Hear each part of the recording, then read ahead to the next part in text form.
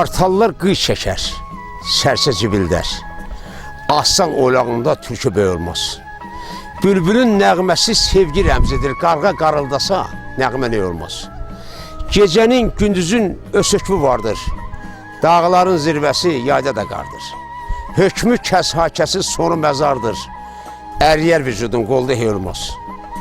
Söyle sözlərinə qanan yanında, ədala sirəsmə nadan yanında. Düşərsən günaha, zaman yanında, məzluma toxunub qəlbə deyilmez.